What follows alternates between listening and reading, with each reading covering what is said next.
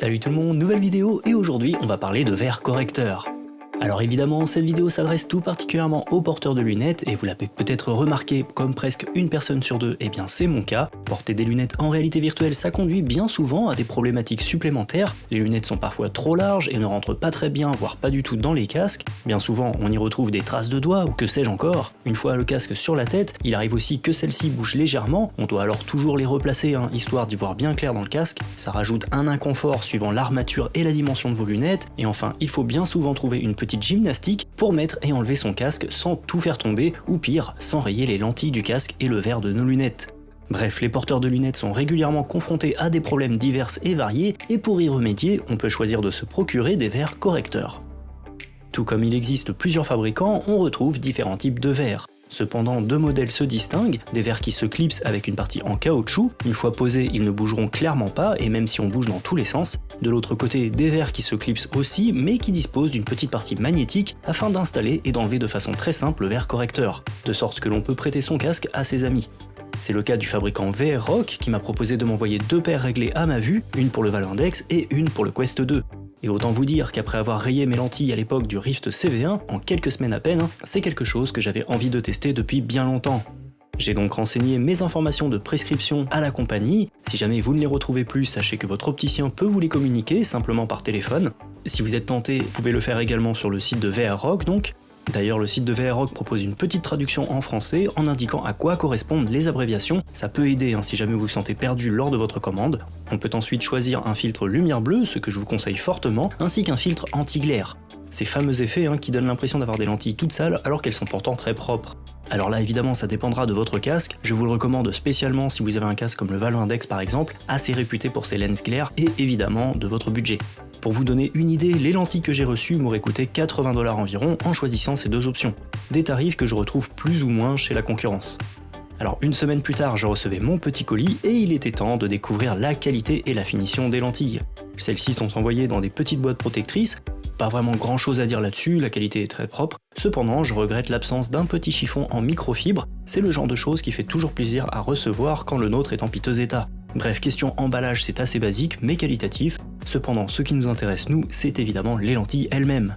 Alors j'avoue que lors de ma première prise en main, je me suis dit que le plastique qui entoure les lentilles est un petit peu de l'entrée de gamme. Attention à ne pas les faire tomber. Cependant, vu leur poids extrêmement léger, je ne pense pas vraiment que ce soit un problème.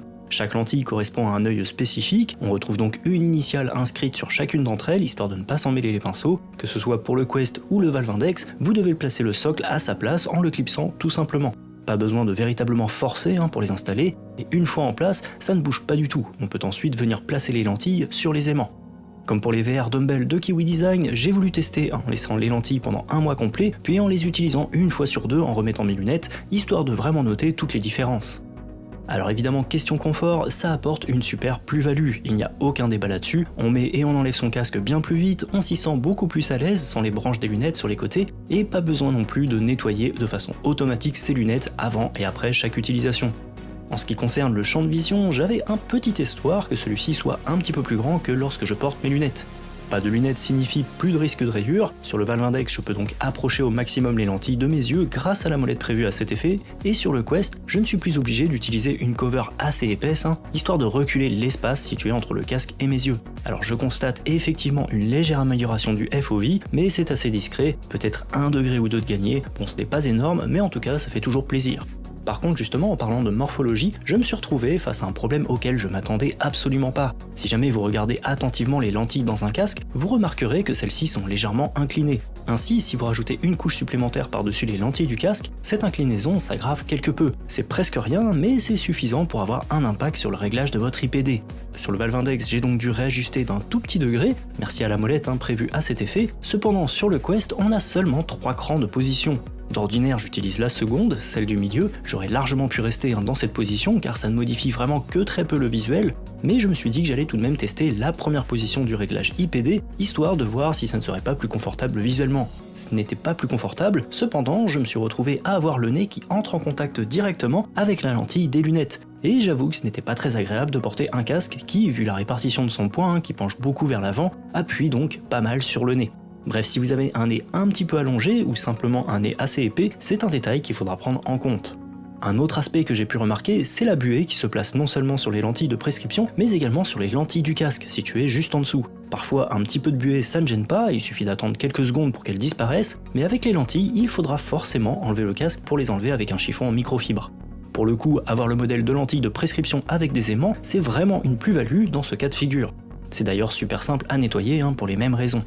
Allez, une dernière chose avant de quitter, cela ne m'est pas encore arrivé, et peut-être que ça ne m'arrivera pas, mais un viewer de la chaîne m'a fait remarquer que les aimants de ces lentilles, achetés chez un autre fabricant, se sont oxydés avec le temps. En gros, il y a quelques petits points de rouille. Alors je n'ai pas rencontré ce problème, mais je pensais tout de même important de vous le préciser, histoire de tout vous dire. Alors en conclusion, est-ce que je suis content du produit? Eh bien sans hésitation, c'est un grand oui pour moi. J'ai la chance d'avoir une tête assez petite et donc des lunettes qui ne sont pas forcément inconfortables dans les casques VR, mais je rencontre évidemment tout plein de problèmes lorsque je les porte. Des problèmes que les lentilles de prescription ont pour la plupart balayés d'un revers. J'apprécie tout particulièrement le côté magnétique, lorsqu'il s'agit de les nettoyer c'est vraiment très pratique. Alors attention quand même en ce qui concerne le souci au niveau du nez, c'est vraiment quelque chose que je n'avais pas vu venir pour le coup, mais pour ma part c'est validé et je remercie donc grandement VRROC pour m'avoir fourni leurs lentilles. Vous avez les liens de leur site en description si jamais ça vous intéresse, vous avez aussi plein d'autres sites qui existent. Allez, si jamais vous avez des questions ou des remarques, eh bien n'hésitez pas à en faire part dans l'espace commentaire, et sur ces bonnes paroles, eh bien je vous dis à une prochaine fois pour une prochaine vidéo. Salut tout le monde, ciao.